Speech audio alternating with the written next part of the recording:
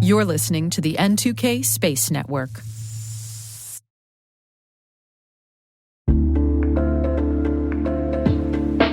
Attention all security professionals.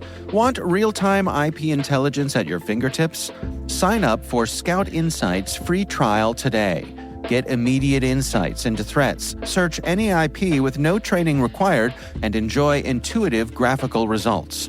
Whether you need to identify compromised hosts or enrich Splunk queries, Scout Insight has you covered. Don't wait. Accelerate your threat response now. Visit teamcumry.com/cyberwire to start your free trial.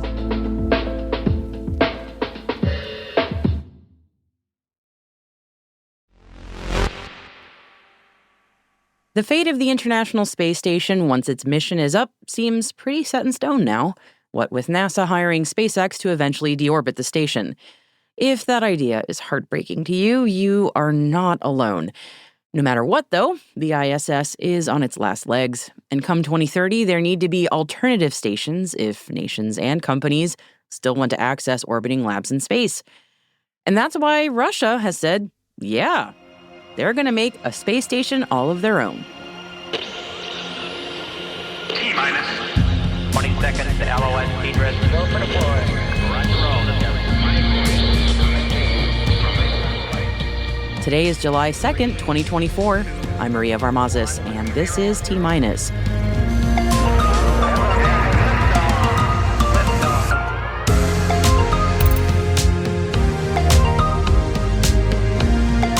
Firefly's noise of summer to try again. New spaceport territories in Florida. Russia's got its own space station plans. And our guest today is anthropologist Savannah Mandel. She has a new book coming out called Ground Control, an argument for the end of human space exploration. We had a fascinating conversation about her book, and I really appreciated her point of view. I think you will too. Definitely listen in the second half of the show.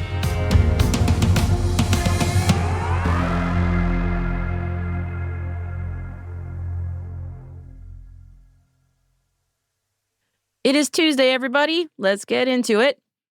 Yesterday's Firefly Aerospace's Noise of Summer Alpha Flight 5 had a scrub due to a ground support issue at just T-minus 8 seconds. Stings when that happens.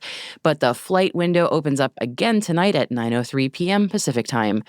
The Noise of Summer mission is part of Firefly's Venture-class Launch Services Demo 2 contract with NASA, which has the goal of validating the capabilities of launch vehicles that support a new launch class and provide more access to space for small satellites and spacecraft. In the case of Noise of Summer specifically, there are 8 CubeSats with a total of 43 payloads, all from nonprofits and educational institutions that will be conducting scientific research and tech demos in space, and supported by NASA's CubeSat launch initiative. Some new spaceport territories have now been made official in Florida. Homestead Air Reserve Base in South Florida and Tyndall Air Force Base in the Florida Panhandle are now official state spaceport territories, thanks to a bill signed into law on Monday by Florida Governor Ron DeSantis. Space Florida CEO Rob Long spoke to Florida's Channel 9 about this news, saying that these new territories give more companies room to grow in Florida, adding that Florida is a, quote, significant portion, if not the global leader of launches worldwide. That gives us the advantage in terms of leading not only in space transportation, but in the aerospace industry at large. Russia's Roscosmos is publicly announcing their plans to move forward with a space station of their own as the ISS phases out, going as far to say they'll even launch the 4-module core of their new space station just in time for the ISS to go do svidaniya in 2030. Roscosmos' Yuri Borisov earlier today said that the timeline is to launch an initial scientific and energy module in 2027, with 3 more modules by 2030, and then an additional 2 modules by 2033. So that's 3 years to get that initial module made and launched. No sweat, right? Meanwhile, if you feel strongly that someone, anyone, should please try to save the ISS and not yeet it into Point Nemo, you are not alone by a long shot. Definitely check out the opinion piece in Space News that we've linked for you in the show notes, which argues that we should try to find some way to preserve the ISS in perpetuity. ISAM startup Turian Space have announced a new $1.9 million U.S. Space Force TACFI contract in partnership with SpaceWorks. The funding will go towards supporting the development and in-flight demo of Turian's biomimetic system for autonomous on-orbit capture. And speaking of space startups, gas stations in space Orbit Fab says it has delivered its very first grip refueling nozzle after successfully finishing its hardware testing. After putting the grip in space refueling nozzle through its paces in simulations at AFRL's Kirtland facilities in Albuquerque, New Mexico, Orbit Fab says it delivered its first grip hardware, along with a few Rafty refueling port units, in advance of refueling missions that will be using both hardware components, including the Space Force's Tetra 5 refueling mission in geosynchronous orbit. Daniel Faber, Orbit Fab CEO, said these successful performance tests of our grip active in-space nozzle and automated docking device mark a major accomplishment and milestone for our customers' upcoming missions. The overall space economy is able to use grip and Rafty refueling interfaces to redefine dynamic space operations. German startup Aurora Tech won a €20 million contract from Greece's Ministry of Digital Governance to build out a thermal satellite early warning system for wildfires. The contract for Greece's national wildfire system includes immediate data access from Aurora Tech's existing 2 thermal satellites, with AI-powered analytics to automatically detect wildfire signs and predict their spread. Aurora Tech will be building out 4 dedicated thermal satellites and their ground stations and data processing capabilities dedicated to monitoring all of Greece, with this satellite-based wildfire defense system directly connecting to Greek emergency services and Greek educational institutions to make firefighting on the ground more effective. This contract makes Greece the first country in the world to have a national satellite-based wildfire detection system. Greek Minister of Digital Governance Dimitris Papasteriou said, "By investing specifically into orbital technology, we are making a real difference in monitoring wildfires that threaten human lives, our ecosystems, and our economy." Druva Space and Kineis have announced a strategic partnership to provide space-based IoT connectivity in India. This collaboration includes launching a Kineis IoT payload on Druva Space's P-30 satellite, enhancing low data rate satellite IoT applications in the Indian market. The partnership aims to offer cost-effective and advanced IoT solutions while developing new applications supported by Kineis' 25-satellite constellation, otherwise known as that mission with the best name ever, No Time to Lose. This is yet another data point showing the growing collaboration between Indian and French space companies. Druva and Kineis expect full-scale commercial service by early 2025.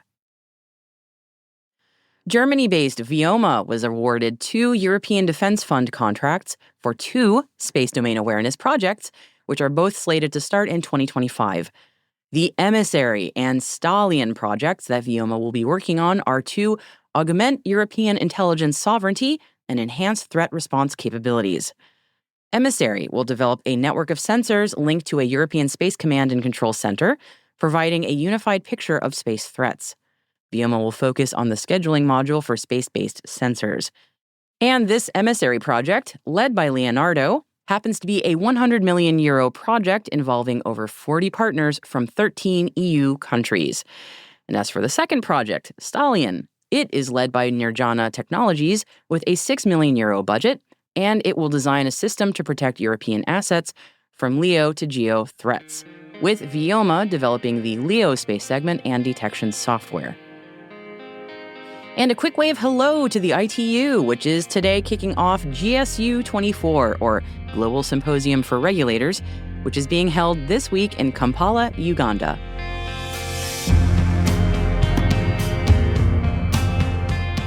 That's our Intel briefing for today. We have some extra reading for you in the show notes if you feel like it, if you want to check them out, including that opinion piece that I mentioned earlier in the show about possibly not deorbiting the ISS. Pretty please, the cherry on top.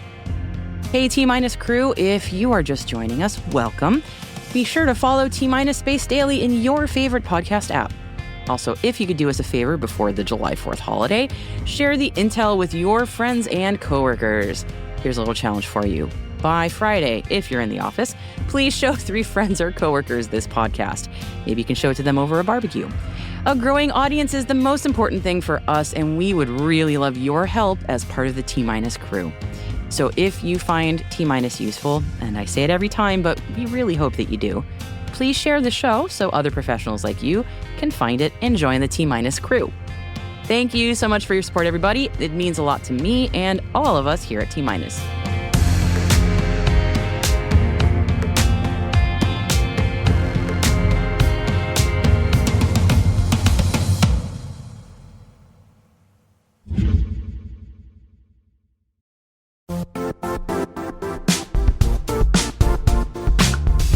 The IT world used to be simpler. You only had to secure and manage environments that you controlled.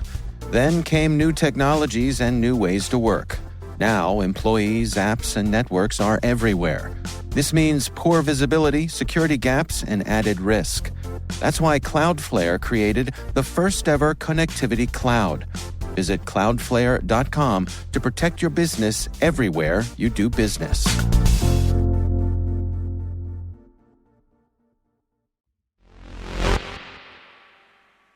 Today's guest is Savannah Mandel, who is an author and an anthropologist, and she has a new book coming out called Ground Control, an argument for the end of human space exploration. Yes, we are talking about space skepticism in today's show, especially regarding human space exploration at this moment in time. And if you feel a visceral disagreement coming on based on what I've already said, I especially hope you'll listen in to Savannah's conversation with me today. First, I started by asking her to tell me how she got interested in space as an anthropologist. When I was much younger at undergrad, I remember I went to a professor, is it possible to even research space as an anthropologist? And she said no, but to give her credit, she wasn't being an archaeologist. She didn't, know that this research existed. And it's a very small body of anthropologists who are doing this work. There's 24 people out there who are doing it. And then when I ended up in the UK doing a master's degree, by sheer coincidence, there were 3 anthropologists there doing work on space who ended up doing a big research grant after I left to do work with the ISS. And so I was in the right place at the right time. And they helped me find my field site at Spaceport America for that master's degree research. And it was tough. It was tough to find the field site. I just had to send out a lot of emails and cold calls. But Spaceport America was really amicable to the idea. And I went out there and I conducted research. And from there, it really snowballed. I kind of nosedived into space work and loved working in technical fields as a cultural scientist. I loved getting to merge the two together. And so that's how it started. I find that just so fascinating. I only took a few anthropology courses in college, and I'm just like, it is such a cool area of study.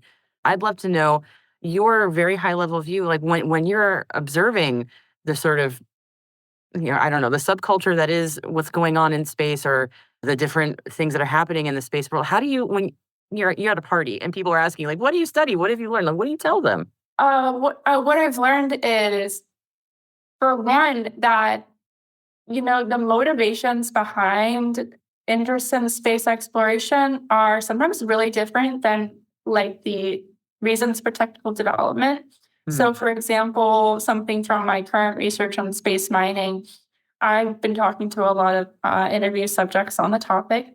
And it's like I've made this list, right, of things I've learned from them, just sort of a highlight list for myself. And it's funny because one of the top things I put on the list was most people who have worked in space mining or did in the past don't think space mining is feasible in the near future. Yeah. In the near future. But the second thing I learned from them is that they think it absolutely should happen.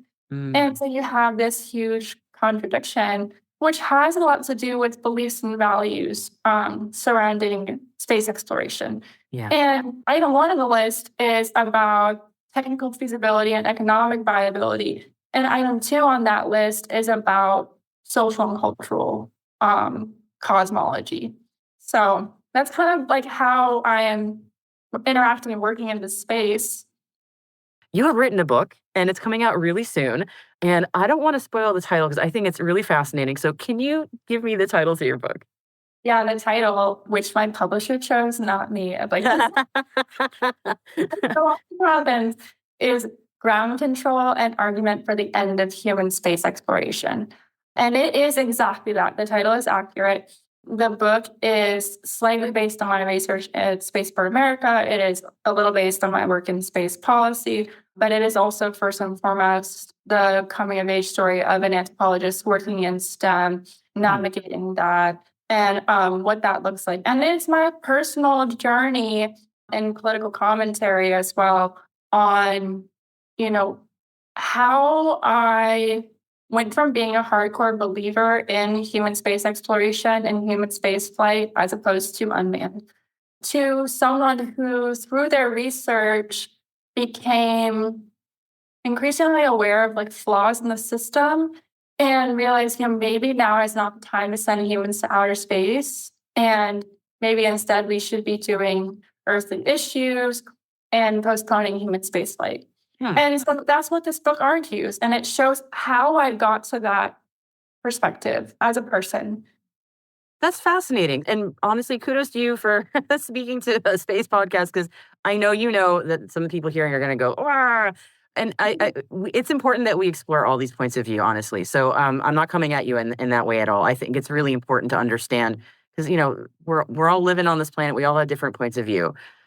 So I'd love to know a bit about that journey. I mean, I'm not, maybe I'm asking you to summarize the book, which is not fair. I would love to know just a bit about sort of how you arrived at where you got to. And for the record, many other people share your point of view who also work in the space industry. So, walk me through it. First off, I should say, when people get upset about what I wrote, and I totally understand, because space is a topic that is close to heart for so many of us. We grew up looking at the stars as children. My mom used to wake me up in the middle of the night to go watch meteor showers. So I understand how personal and how emotional this topic is for so many human beings, and how close it's been to us for our entire species lifetime. For me, when I started doing work at Space for America, I love space. I was not a space skeptic at all. I was curious about it in the way an anthropologist is curious about most things. And I think I went out there and was surprised by some things. I started to be surprised about the little things I saw, how bureaucratic a lot of the processes involved in the space were. That I felt like as I was taking notes, I started to see that things didn't add up. 2 + 2 did not always equal 4. Or sometimes I was being told, I'm writing down 2 + 2, but actually it's 2 + 3. What I mean by that is, in one side of my notes, I would have a list of the celebrities that were going to go on Virgin Galactic flights and how all these flights were going to equate to progress for humanity and progress for New Mexico and progress for the human future. But in the other side of my notes, I would have poverty statistics for the region. I would have statistics about protests for other regions surrounding spaceports. And I was like, how do these relate? How do these add up? And at that point in time, not doing my research, I didn't know. I didn't have the answers. I didn't have the answers when I came back to write my dissertation. So if you read that online, you're not going to see an early version of Ground Control, because I wasn't thinking that way. Yeah. But when I ended up going to work in space policy in DC, I was exposed more and more to the colonial rhetoric, the territorial rhetoric, the imperial rhetoric that was still existent in the space industry, and especially the militaristic rhetoric, because at the time that I was in BC, the Space Force was being created. Yeah. Mm-hmm. And I was going to space hearings and seeing the hearing in Congress where the Space Force was being discussed. And I started thinking, I was like, is this really how America is talking about space? Is this how we're talking about our space competitors? Is this the language that is being used? And I have several chapters on this where I kind of go into depth about all of that. Mm-hmm. And I just started feeling like I was in this Orwellian novel where I was like, is there something wrong here? Is there a reason why we're not questioning how we're talking about space? What our motivations for going to space are? Because that was the thing that messed with me, is it just didn't feel right why we were going to space or when we were going to space or what we were doing in space. And I also had this greater issue with who was in the conversations about space, who was getting a voice in those conversations about space, who was not.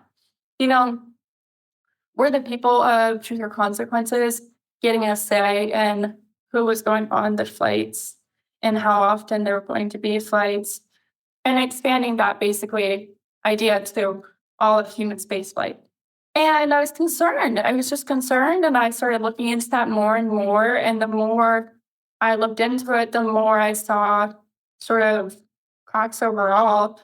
And it was tough to think about it in that way because it feels very taboo, I think, to talk bad about outer space or to think negatively about human space exploration, because from a very young age, we are told that human space exploration is humanity's next stage, instead of being told from a young age that restoration or maintenance of Earth is humanity's future. Yeah. And it's just a narrative we are taught as Americans, as Westerners. Yep. And as humans to an extent, but I really do think it's a Western American narrative, truly. So that was a major part of the journey. Yeah. And I really dug into that as I began to write Ground Control. Thank you for sharing that. You've put your finger on the pulse of, I think, a lot of unsaid questions that I've often heard. And as I said, many people who listen to this show are obviously big boosters of space. But I think what you're saying relates to a question a lot of the big space boosters have, space fans, for lack of a better word, about why is it that a lot of people just don't care? And I think what a lot of the points that you've brought out are sort of the underlying questions that a lot of people have. And I'm taking a bit of an oppositional point of view, but for folks who do want to see space succeed, they need to have some answers to these questions. We have to actually examine these questions and have some real answers and not just give it lip service. Otherwise, if the industry is going to continue to grow, these are very valid questions that people have. Like, your questions are very, very important. Yeah, I think it was strange for me because, there's this real demographic difference that I was faced with pretty consistently. When you are working in the space industry, it is a very elite industry. It's typically upper class, white males with a lot of opportunities. And, I would go home as an intern and work a bartending job where it's like my fellow bartenders did not want to talk about space. Yeah. It's not because they weren't educated enough to do so. It was because they were trying to pay their bills and get health insurance, and Yep. and I've been kind of faced with that demographic my whole life and interacting with that demographic my whole life since I was a teenager. And I think about where do those individuals sit in conversations about the space industry? They sit in a population that is left behind. Yeah. And that's a hard pill to swallow. And I guess I wrote that book for them, I come at this question again. I'm not I'm not trying to sound oppositional. I grew up in a family where my family was not American. I'm a first generation American, and it was just space is American propaganda. That's actually what I still hear pretty much predominantly in my family. And that point of view is very pervasive, and it's not wrong either. So there's a lot to that. And I think these examinations are just so important, even for people who disagree with your thesis. I think it's really important that we understand and understand who's not being, as you said, part of the conversation. And also, everything you're saying, I was nodding my head because I'm just you're explaining things and couching a lot of these questions that I've heard sort of half said or unsaid for a long time. And you really put your finger on it because, these are very valid points. Yeah, I think one thing I want the readers who are in the opposing side to keep in mind too is that the book doesn't think we should never send humans to space. It just kind of argues that now is not the time to, and that we should focus efforts on unmanned exploration, which is less expensive, less dangerous, until Earth gets to a point of what I refer to as stability. And I go into, again, more detail about that, but it's about, dealing with issues like scarcity and climate change before prioritizing things that I feel are a little frivolous, like space tourism, which is not so much about accomplishing things, but as much scientific things there. So that's something that the book argues.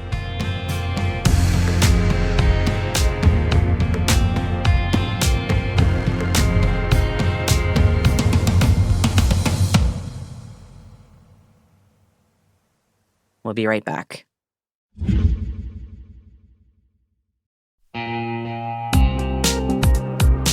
This September 18th and 19th in Denver, a tight community of leading experts is gathering to tackle the toughest cybersecurity challenges we face.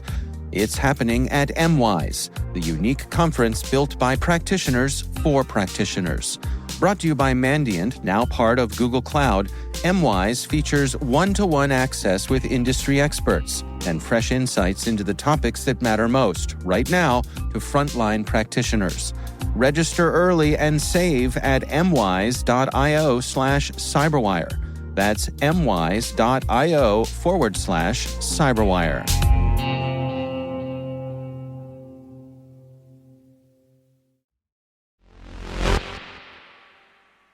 Picture it. You're on a strenuous but rewarding hike in a remote mountain range. Birds are singing, the wind is rustling through the trees, not a soul on the trail but you for hours. No sign of humans as far as the eye can see, just you and good old Mother Nature. And then, just up ahead in a clearing on the trail, what's that you see? A smoking chunk of something very, very mechanical looking? You get closer, and it confirms your greatest fear. It's space trash, and you have a sneaking feeling it's Elon's. Don't you just hate it when that happens? Now what do? Well, don't panic. Just grab your phone and add this to your contacts. 1-866-623-0234. That is the official SpaceX Space Debris Hotline. Yes, I pledge to you that is a real thing, and I am not pranking you. Now, I don't want you all rushing out to call that number all at once to hear what it says. We here at T- did that heavy lifting for you. Here is what you hear if you call. Thank you for calling the SpaceX Debris Hotline. If you believe you have identified a piece of debris, please do not attempt to handle or retrieve the debris directly. Instead, please either email recovery@spacex.com or leave a voicemail here with your name, number, and a brief description of what you have discovered and where. Teams are actively monitoring both message boxes and will ensure the notification is handled appropriately. We are not able to respond to every message received, but our team will reach out as needed. If you have concerns about an immediate hazard, please contact your local law enforcement agency. Thank you. Your assistance is greatly appreciated. Record your message at the tone. When you are finished, hang up or press pound for more options. I did not leave a message. That email, maybe also for your contact list, by the way, as mentioned in the voicemail, is recovery@spacex.com. After all, you really never know when you might encounter some space debris in a farm field, in the mountains, while on a hike, just hopefully not going straight through your house.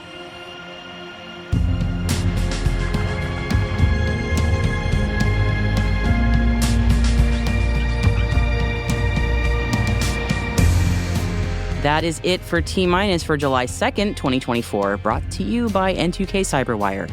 For additional resources from today's report, check out our show notes at space.n2k.com.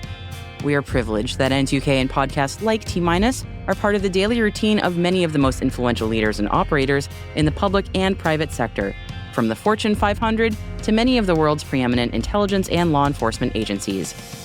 This episode was produced by Alice Carruth. Our associate producer is Liz Stokes. We are mixed by Elliot Peltzman and Trey Hester, with original music by Elliot Peltzman. Our executive producer is Jennifer Iben. Our executive editor is Brandon Karpf. Simone Petrella is our president. Peter Kilpie is our publisher. And I'm your host, Maria Varmazis. Thanks for listening. We'll see you tomorrow.